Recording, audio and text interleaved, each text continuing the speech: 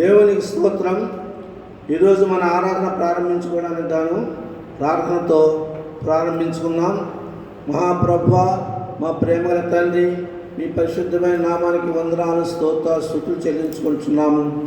ప్రభువా, గతించిన ఆదివారం నుంచి ఈ ఆదివారం వరకు మమ్మల్ని అందరినీ ఎక్కడి చోట భద్రపరిచి, క్షేమం ఇచ్చి, ఆరోగ్యం ఇచ్చి, కాపాడి మరలా ఈ ఆదివారమున నిన్ను ఆరాధన చేసుకోవడానికి మాకు అందరికీ ఇచ్చినటువంటి మంచి అవకాశాన్ని బట్టి నీకు లెక్కలేని వందనాలు, స్తుతులు చెల్లించుకుంటున్నాం. ఇటు అవకాశాన్ని ఎంతోమంది పోగొట్టుకుంటున్నారు ఆయన. వారందరికీ కూడా మరి యొక్క తరుణము దయచేయమని ప్రార్థన చేసుకుంటున్నాం.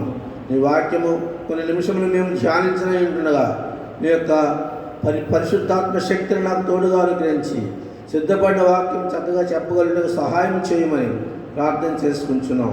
మా సంఘాన్ని అంతని మీరు దీవించి ఆశీర్వదించండి. మా సంఘం ఉన్నటువంటి ప్రతి కుటుంబాన్ని దర్శించండి. ప్రభా, మా సంఘములో చాలామంది బలహీనులుగా ఉన్నారు, వ్యాధిగ్రస్తులుగా ఉన్నారు. వారందరికీ స్వస్థతను దయచేయండి. ప్రభా, నాయన సహాయం నడిపించమని వేడుకుంటున్నాము. ఘనత, మహిమ, ప్రభావం నీకు ఆరోపిస్తూ యేసు ప్రభువారి పేటి ప్రార్థన మిక్కిలి వినియంతో ప్రతిమాలి అడిగి వేడుకుంటున్నాము తండ్రి, ఆమేన్. మనమందరము లేచి ఆంధ్ర క్రైస్తవ కీర్తన పుస్తకం నుండి 644వ పాట పల్లవి మొదటి 2 చరణాలు పాడుకుందాం. 644వ పాట. కుమ్మరి ఓ కుమ్మరి, జగదుత్పత్తి దారి, జిగటమన్నైన నా వంక చల్లగా చూడుమయ్యా. జిగటమన్నైన నా వంక చల్లగా చూడుమయ్యా. పనికి రాని పాత్రనని పారవేయకుమా, పొంగి పొరలు పాత్రగా చేసి నన్ను నింపుమా. సువార్తలోని పాత్రలన్నీ యేసున్ పొగడుచుండా, సాక్షిగా నుండు పాత్రక చేసి సత్యముతో నింపుము తండ్రి. కుమ్మరి ఓ కుమ్మరి, జగదుత్పత్తి దారి, జిగటమన్నైన నా వంక చల్లగా చూడుమయ్యా. విలువలేని పాత్ర నేను, కొనువారు లేరెవ్వరు. వెలలేని నీదు రక్తంబుతో వెలుగొందు పాత్రక చేసి, ఆటంకముల నుండి తప్పించి నన్ను అప్పుడు ఎల్లప్పుడు కావుమయ్యా. పగిలియున్న పాత్ర నేను సరిచేసి వాడుమయ్యా. కుమ్మరి ఓ కుమ్మరి, జగదుత్పత్తి దారి, జిగటమన్నైన నా వంక చల్లగా చూడుమయ్యా. హల్లెలూయా. దేవుని వాక్యాన్ని మనం చదువుకుందాం. ఇర్మియా గ్రంథము 18వ అధ్యాయము 1 నుండి 12 వచనముల వరకు గల భాగాన్ని చదువుకుందాం. యెహోవా యొద్ద నుండి ఇర్మియాకు ప్రత్యక్షమైన వాక్కు, నీవు లేచి కుమ్మరి ఇంటికి పొమ్ము, అక్కడ నా మాటలు నీకు తెలియజేతును. నేను కుమ్మరి ఇంటికి వెళ్ళగా వాడు తన సారి మీద పని చేయించుండెను. కుమ్మరి జిగటమంటితో చేయుచున్న కుండ వాని చేతిలో విడిపోగా ఆ జిగటమన్ను మరలా తీసుకుని కుమ్మరి తనకు యుక్తమైనట్టుగా దానితో మరి ఒక కుండ చేశాను. అంతటి యెహోవా వాక్కు నాకు ప్రత్యక్షమై ఇలాగూ సెలవిచ్చాను, ఇశ్రాయేలు వారలారా, ఈ కుమ్మరి మంటికి చేసినట్లు నేను మీకు చేయలేనా? ఇదే యెహోవా వాక్కు. జిగటమన్ను కుమ్మరి చేతిలో ఉన్నట్టుగా ఇశ్రాయేలు వారలారా, మీరు నా చేతిలో ఉన్నారు. దాన్ని పెళ్ళగింతుననియు విరుగొట్టుదుననియు నశింపజేయుదుననియు ఏదో ఒక జనమును గూర్చి కానీ రాజ్యమును గూర్చి కానీ నేను చెప్పి ఉండగా, ఏ జనమును గూర్చి నేను చెప్పితునో ఆ జనము చెడుతనము చేయటం మానిన ఎడల నేను వారికి చేయను ఉద్దేశించిన కీడును గూర్చి సంతాపపడుదును.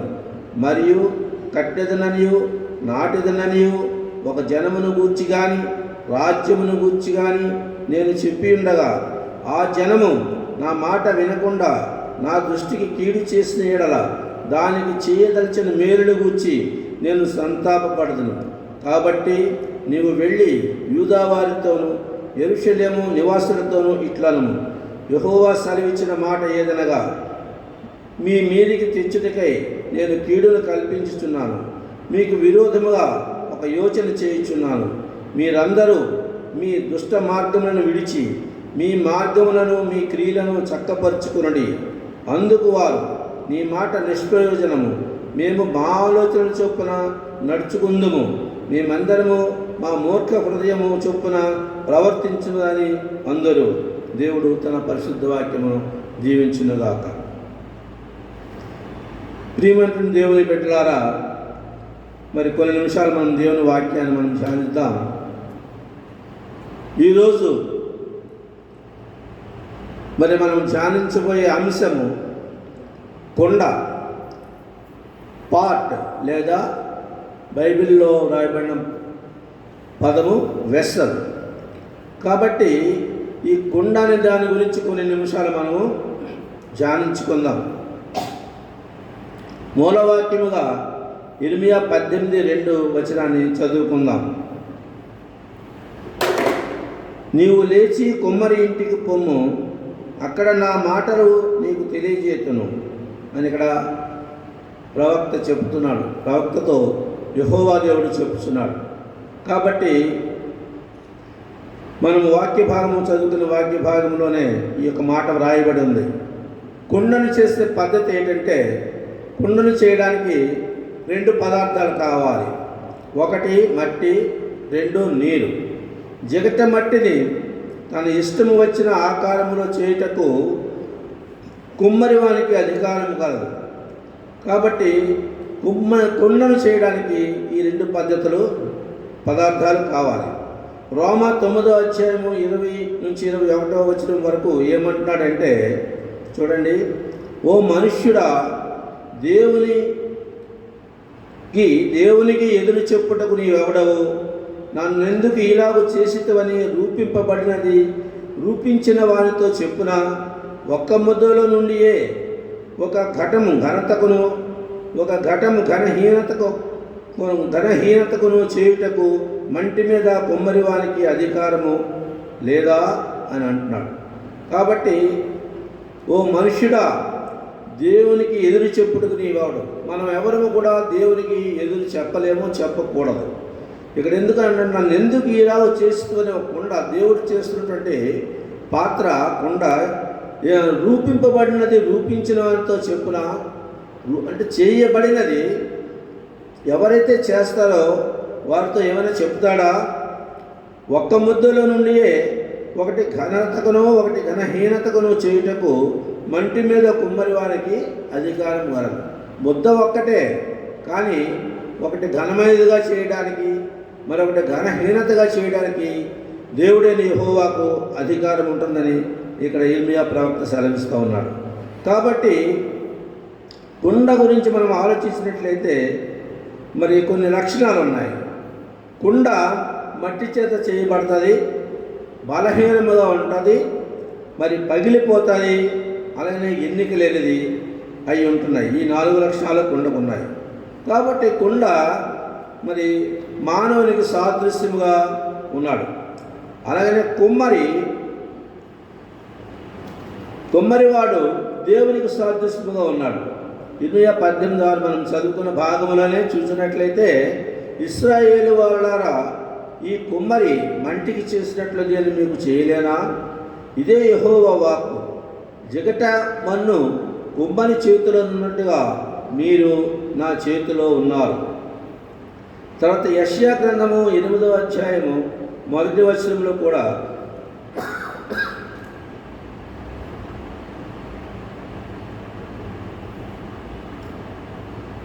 యెషయా గ్రంథం 64వ అధ్యాయము 8వ వచనంలో కూడా ఈ విధంగా రాయబడి ఉంది. నేను చదువుతాను, చూడండి. మా దోషముల చేత నీవు మమ్మను కరిగించి ఉన్నావు. యెహోవా, నీవే మాకు తండ్రివి. మేము జిగటమన్ను, నీవు మాకు కుమ్మరి వాడవు. మేమందరము నీ చేతి పని అయి ఉన్నాము అని ఇక్కడ యెషయా ప్రవక్త చెప్తున్నాడు. యెహోవా, నీవే మాకు తండ్రివి. సమస్తమును మనకి దేవుడైన యెహోవాయే.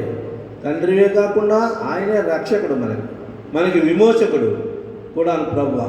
మరి కాబట్టి మా దోషముల చేత నీవు మమ్మను కరిగించి ఉన్నావు. యెహోవా, నీవే మాకు తండ్రివి. జిగటమన్ను మేము జిగటమన్ను, నీవు మాకు కుమ్మరి వాడవు. మేమందరము నీ చేతి పని అయి ఉన్నామని ప్రవక్త చెప్తున్నాడు. కాబట్టి మనం ఆలోచించుకోవాల్సింది ఏంటంటే, మనమందరము దేవుని చేతిలో లేక దేవుడి యొక్క సారిపై చేయబడినటువంటి జిగటమన్నులాగా మనము ఉన్నామని మనము గుర్తుంచుకోవాల్సి ఉంది. కాబట్టి మరి ఒకే ఇంటిలో రకరకములైన పాత్రలు ఉంటాయి.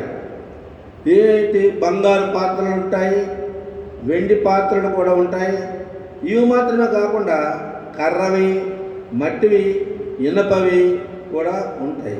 ఇవన్నీ కూడా ఘనతకు కొన్ని, ఘనహీనతకు కొన్ని ఉపయోగించబడతాయి.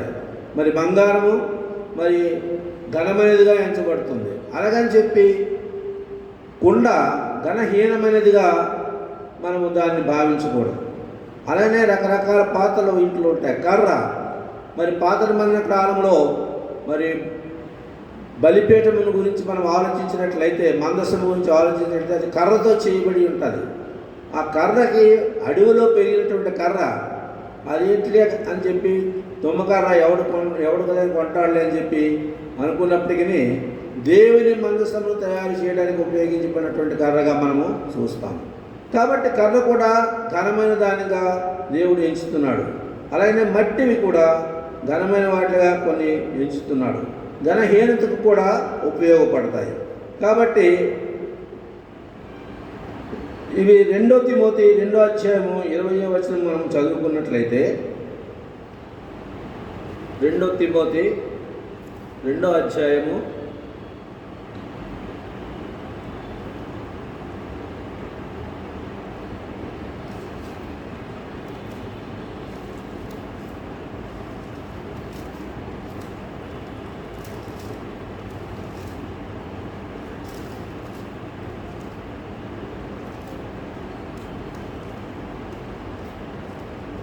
2 తిమోతి 2వ అధ్యాయము 20వ వచనం చదువుకున్నట్లయితే అక్కడ ఈ విధముగా వ్రాయబడి ఉంది.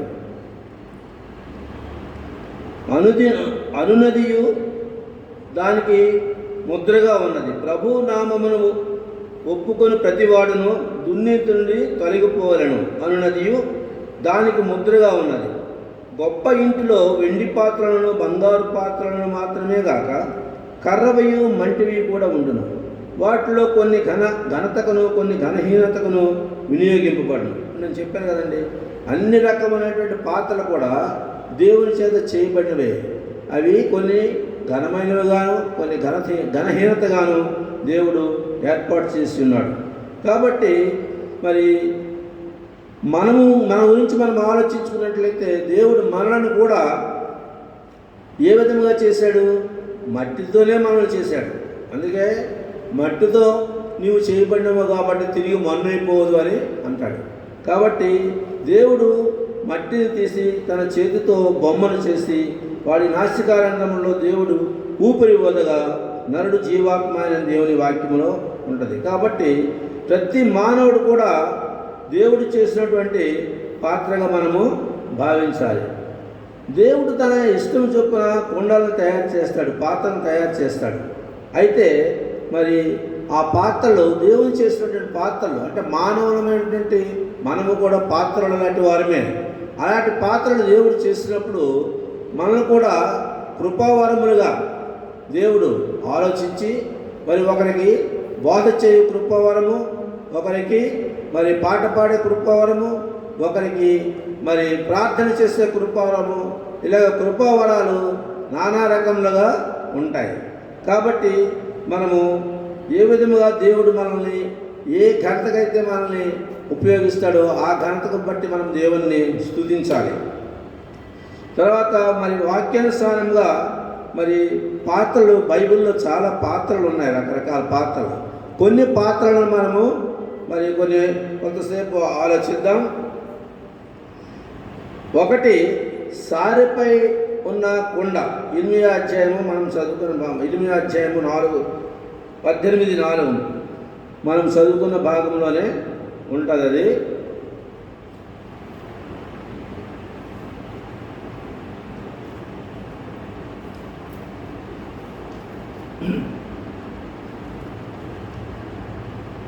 ఇర్మియా గ్రంథము 18వ అధ్యాయము 4వ వచనము మనం చదువుతున్నాం. చూడండి, నేను చదువుతున్నాను.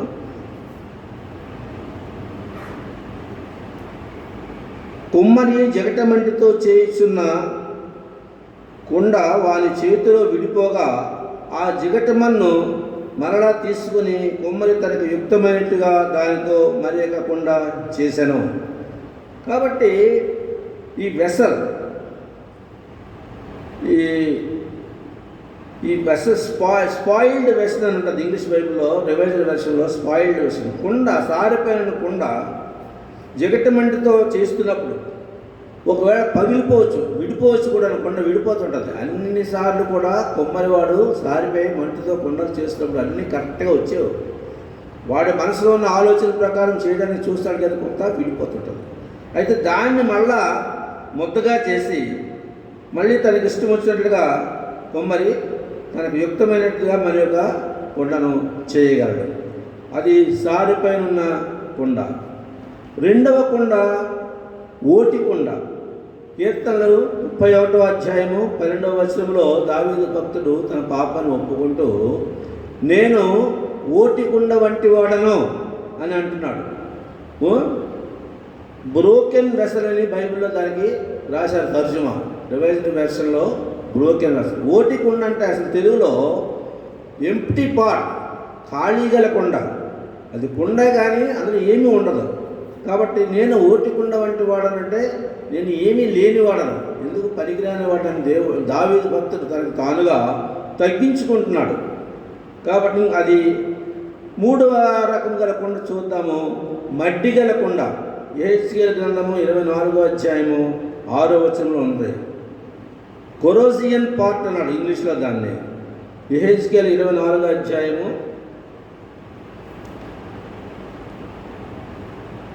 6వ వచనం నేను చదువుతున్నాను, చూడండి.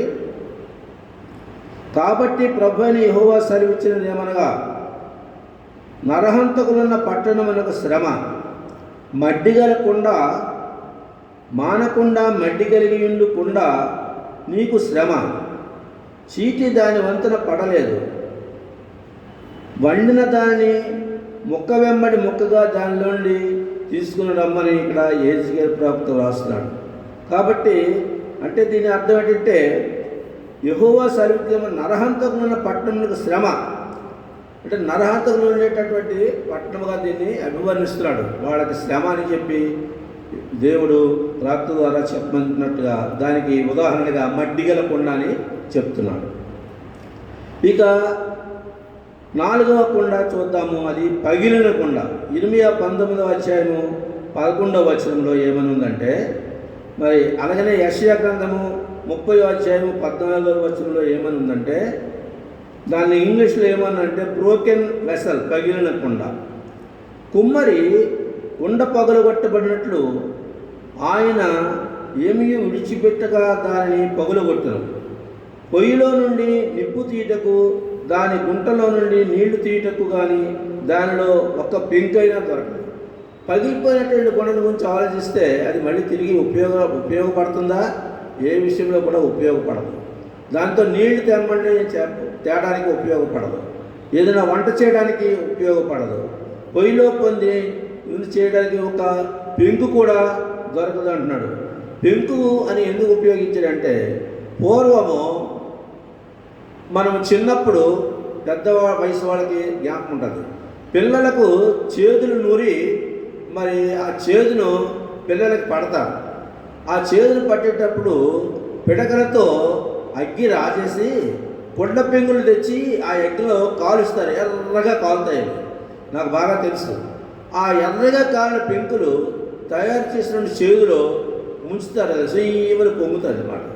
అలాంటి పెంకులు ఆ చేదులో ముంచి పిల్లలకి పడతారు. దానివల్ల ఉపయోగం ఏంటంటే, ఆ పెంకుల వల్ల ఆ చేదు పట్టిన వల్ల పెద్దవారైనప్పుడు వారికి మంచి జీర్ణశక్తి అది ఉంటుందని అప్పుడు వాళ్ళ యొక్క భావం. కాబట్టి పగిలిన కొండ గురించి మనం ఆలోచించాము. ఇర్మియా 19:11 కూడా మరి ఈ విషయమై రాయబడి ఉంటుంది. ఇక 5వ కొండ ఏంటంటే నీళ్ల కొండ. యేసు ప్రభువారు, ఇది మార్కు 14:11 ఉంటుంది దీని గురించి.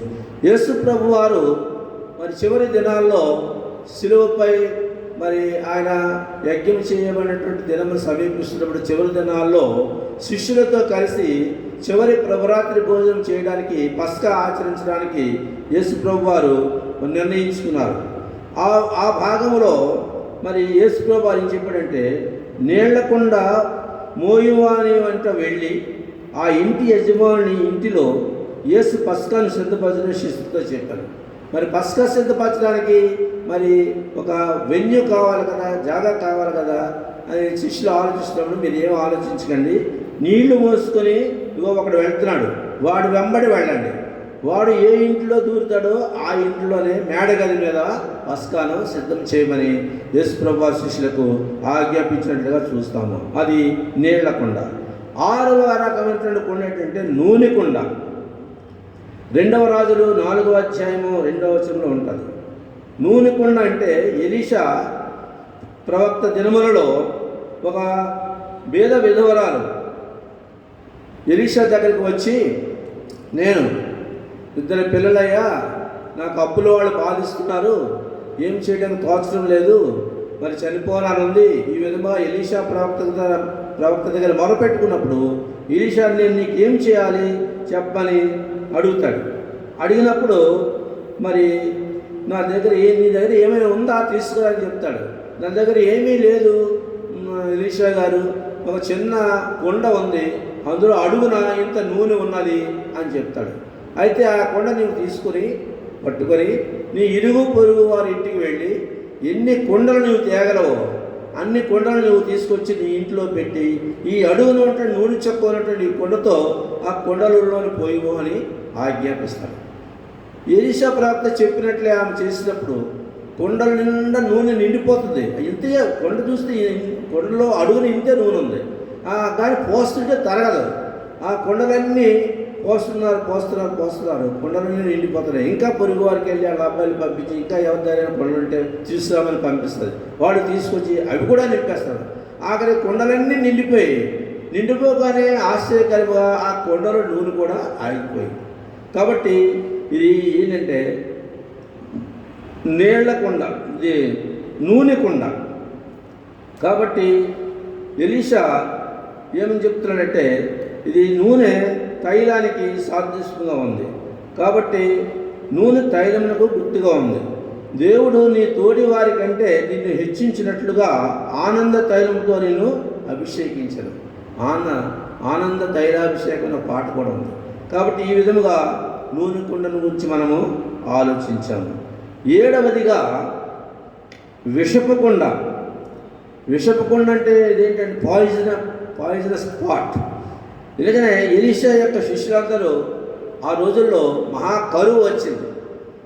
ఆ క్షామం వచ్చినప్పుడు శిష్యులకు భోజనం లేక ప్రవక్త దగ్గరికి వెళ్ళి, అయ్యా ఏంటి మాకు భోజనం లేదు, మరి మేము ఎలా నిరసించిపోతున్నాం అంటే, ఈ ప్రవక్త ఏం చేశాడంటే, మీరు వెళ్ళి పక్క పొలాల్లోకి గట్టులోకి వెళ్ళి కూరగాయలు కానీ కూరాకులు కానీ తీసుకురమ్మని ఎలీషా ప్రవక్త ఆజ్ఞాపిస్తాడు. అప్పుడు శిష్యులు వెళ్ళి ఏ కూర క్షామము ఎండిపోయింది, వర్షం లేక భూమి అంతా ఎండిపోయింది. అప్పుడు శిష్యులు వెళ్ళి వాళ్ళకి అందినటువంటి కూరాకులు, ఆ చేదు కూరలు, కారు దాచిన కూరలు, ఆకులు తెచ్చేసి ఆ కొండలు వేసి వండేస్తారు. వడ్డించుకొని తిన్నాను అంటాడు ఎలీషా. అప్పుడు వడ్డించుకొని తింటే చేదు బా విషము.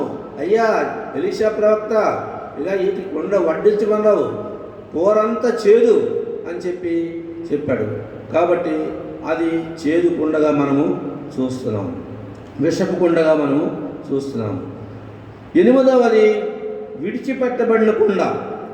యోహాను సువార్త 4:28-29 దీని గురించి ఉంటుంది. విడిచిపెట్టబడిన కుండ అంటే ఏంటంటే, యేసు ప్రభు వారు మరి మిట్ట మధ్యాహ్నం సుకాలను గ్రామానికి వచ్చి అక్కడ ఒక బావి ఉంటుంది. ఆ బావి దగ్గరకు వచ్చి ఒక స్త్రీ నీళ్లు తీసుకుంటుంటే ఆ స్త్రీకి, అమ్మ నాకు దాహమునకేమని యేసు ప్రభు వారు అడుగుతారు. అలాగా అడగగానే ఆ స్త్రీ సమరయ స్త్రీ వెంటనే పోల్చేసి, అయ్యా నేను సమరయ స్త్రీని, మరి యూదులు మరి సమరయ స్త్రీ వాళ్ళ తాలూకా ఇచ్చినటువంటి ఏవి ముట్టుకోరు కదా అని ఆ స్త్రీ చెప్పడం ఆ ఉదంతం మనకు తెలిసిందే. అప్పుడు ఆ యొక్క యేసు ప్రభు వారు, సరే నేను ఇచ్చినటువంటి నీళ్లు అవి జీవజలములు, అవి ఎన్నటికి ఇంకిపోవు, అవి జరగవని చెప్తాడు.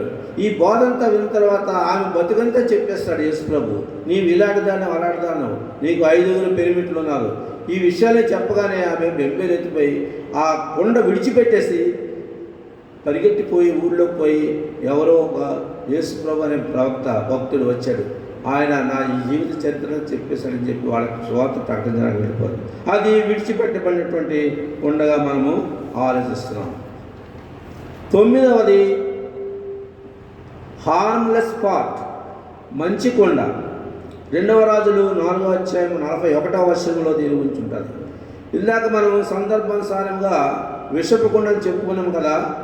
అయ్యా కూరంతా చేదు విషములా ఉందని చెప్పి ప్రవక్త శిష్యులు చెప్తే, అప్పుడు ఎలీషా ప్రవక్త చేదుగా ఉందని ఆలోచించి, మీరు ఎక్కడికైనా వెళ్ళి కొంచెం పిండి తెమ్మని ఆ శిష్యులకు ఆజ్ఞాపిస్తారు. వాళ్ళు వెళ్ళి ఆ కొత్త పిండి తెచ్చారు. ఆ పిండి ఆ కొండలో వేశారు, వేయమన్నాడు ఎలీషా. ఇప్పుడు వడ్డించుకొని తిన్నాను. ఇప్పుడు వడ్డించుకొని తింటే, ఇందాక చేదు కూర చేదు అన్న వాళ్ళందరూ ఈ మళ్ళా వడ్డించుకొని తినమన్నటువంటి ఈ కూర మహారుచిగా ఉందంట, చాలా చక్కగా ఉందంట. అలా ఆశ్చర్యపోయారు, ఇంత మధురముగా ఉందటని. ఎలీషా చేసినటువంటి ఒక అద్భుత కార్యం అదే. అది పిండి వేసినందువలన అద్భుత కార్యం, కూరంతా మంచి మధురముగా మారిపోయింది. ఏ విధమైనటువంటి అపాయం కీడు లేకుండా ఉంది. కాబట్టి అది మంచి కొండగా మనం చూస్తున్నాం, హార్మ్లెస్ పార్ట్.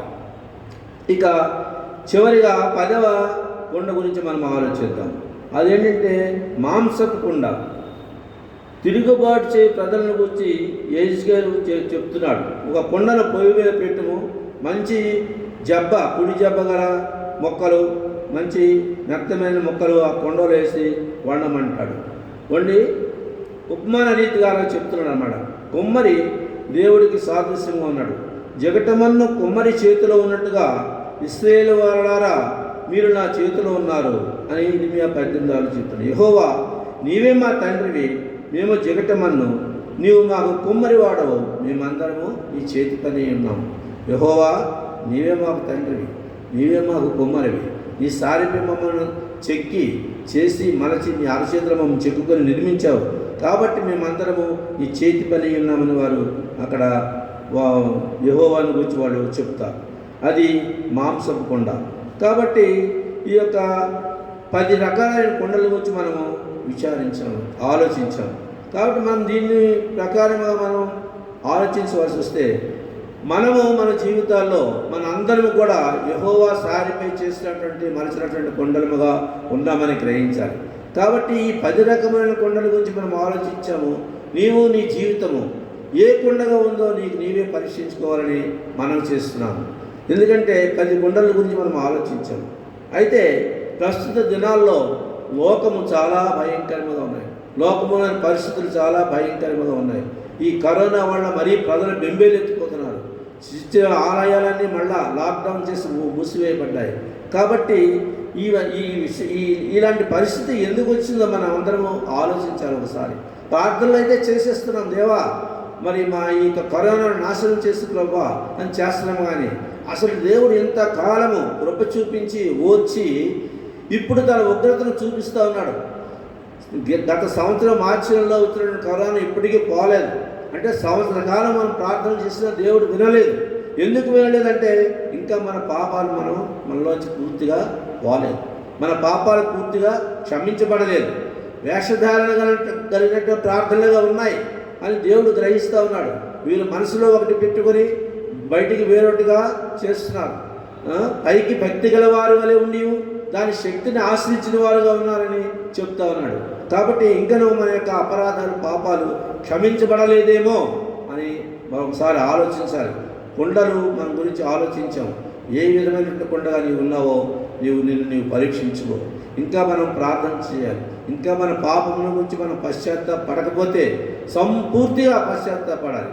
పడకపోతే ఇంకా దేవుని ఉగ్రత ఇంత తొందరగా చాలించదు అని మనం గ్రహించాలి. మరి ఎంతోమంది భక్తులు చేస్తున్నారు, టీవీ ప్రసంగాల్లో కూడా కరోనా గురించి ప్రసంగాలు చేస్తున్నారు, ప్రార్థనలు చేస్తున్నారు. ఇన్ని ప్రార్థనలు ఏమైపోయాయి? దేవుడు ప్రార్థనకి వెంటనే జవాబు ఇచ్చే దేవుడు. కానీ మరి ఇంతకాలము జవాబు ఇవ్వలేదంటే తప్పు మనదే అని మనం గ్రహించాలి. మన యొక్క పాపమే మనము అని గ్రహించాలి. కాబట్టి ఎక్కడి చూసినా అన్యాయం, లోకంలో అక్రమము, మరి లంచగొండితనము, మరి కొట్లాటలు, కక్షలు జరుగుతూ ఉన్నాయి. మనం ప్రత్యక్షంగా చూస్తూ ఉన్నాం. కుటుంబాల్లో తగాదాలు, తల్లి తండ్రికి పడదు, అన్నదమ్ములకు పడదు, అక్క చెల్లెలకు పడదు. మరి అలాగే సంఘములో ఎవరికి ఒకరు వెళ్తే ఒకరు ప్రేమ ఉండదు. కాబట్టి ఇలాంటి పరిస్థితి సమాజంలో కూడా ప్రేమ ఉండదు. ఇలాంటి పరిస్థితులన్నీ ఉన్నాయి, జరుగుతూ ఉన్నాయి. మనం దీనివల్ల గ్రహించగలిగింది ఏంటంటే అంచె దినాల్లో మనం ఉన్నామని మనం గ్రహించాలి. అంచె దినాలలో అపాయకరమైన కాలములు వచ్చినని దేవుని వాక్యంలో వ్రాయబడింది. అందుకని ఎఫ్సి పత్రిక 5వ అధ్యాయంలో అంటాడు, మరి కాలము బహు కొద్దిగా ఉంది. కాబట్టి జనములు చెడ్డవి కనుక మరి మీ యొక్క కాలాన్ని మనం సద్వినియోగం చేసుకోవచ్చు. జ్ఞానం వల్ల అజ్ఞానం వల్ల కాక జ్ఞానం వల్ల మలుచుకోమని చెప్తున్నాడు. కాబట్టి మీరు ఆత్మపూర్ణులై ఉండరని అక్కడ మనకు హెచ్చరిస్తూ ఉన్నాడు. కాబట్టి ఈ విధముగా మనము ఆలోచించుకోవాల్సి ఉంది. మనం ఒకవేళ ఇంకనూ మన పాపం గురించి మనము పశ్చాత్తాపడకపోతే, మారు మనసు పొందకపోతే, రక్షణను అంగీకరించకపోతే వెంటనే నువ్వు యేసు ప్రభు పాదాల చేత మోకరిల్లు. రేయి మొదటి జామున లేచి మొర్రపెట్టము. నీ పిల్లల కోసము, నీ కోసము, ప్రజల కోసము, సంఘం కోసము, అందరి కోసము నీవు మొర్రపెట్టు. దేవుడు నీ ప్రార్థనలో మొరను ఆలకించి ఒకవేళ ఈ కరోనాను నాశనం చేస్తాడేమో అని ఒక దృఢమైనటువంటి నమ్మకంతో మనం ప్రార్థన చేయాలి. ఆసక్తితో ప్రార్థన చేయాలి. ఏకాగ్రతతో ప్రార్థన చేయాలి. అట్టి విధముగా ప్రార్థన చేసి దేవుని క్షమాపణ పొందుకొని ఇంకనూ మనము కుటుంబాలన్నీ కూడా దేవుని చేత దీవించబడదుముగాక. ఆమేన్. ప్రార్థన చేసుకుందాం. మహాప్రభువా, మా ప్రేమల తండ్రి, ఈ బంగారు పాదాలకు వందనాలు, స్తుతులు చెల్లించుకుంటున్నాం. ఇంతవరకు కొన్ని నిమిషములు నీవు సారిపై ఉన్నటువంటి మరి పాత్రగా మమ్మల్ని చేస్తున్నామని మేము గ్రహించి ఉన్నాం. కాబట్టి ప్రభువా, నీ చేత చేయబడిన పాత్రలుగా మేము ఉండాలని కోరుకుంటున్నాం. సైతాను పాత్రలుగా ఉండాలని కోరుకోవడం లేదు. ప్రభువా, మమ్మల్ని కరుణించండి, కాపాడి కూర్చు చూపించండి. నాయన మా యొక్క పాపమును క్షమించి నాయన ఈ యొక్క కరోనా వైరస్ని పారద్రోలమని వేడుకుంటున్నాం. మా సంఘంలో అనేక మంది వ్యాధిగ్రస్తున్నారు, వారందరినీ కూడా మీరు స్వస్థపరచమని వేడుకుంటున్నాం. ప్రభా, మహిమ గంట ప్రభావం నీకు ఆరోపిస్తూ యేసు ప్రభు వారి ప్రార్థన మిక్కిరి వెలుపుతో బ్రతిమాలని వేడుకుంటున్నాం తండ్రి. ఆమేన్. పరలోకమందున్న మా తండ్రి, నీ నామం పరిశుద్ధపరచబడునుగాక, నీ రాజ్యం వచ్చుగాక, నీ చిత్తం పరలోకము నెరవేర్చినట్టు భూమి మీద నెరవేరుగాక. మాకు కావాల్సిన ఆహారం నేడు మాకు దయచేయము. మా అనుసరణ మేము క్షమించిన ప్రకారం మా నమ్మను క్షమించము. మన శోధనలో తేక కీడుని క్షమించము. ఎందుకంటే రాజ్యం, బలము, మహిమ నిరంతరము నీవైనావు తండ్రి. ఆమేన్.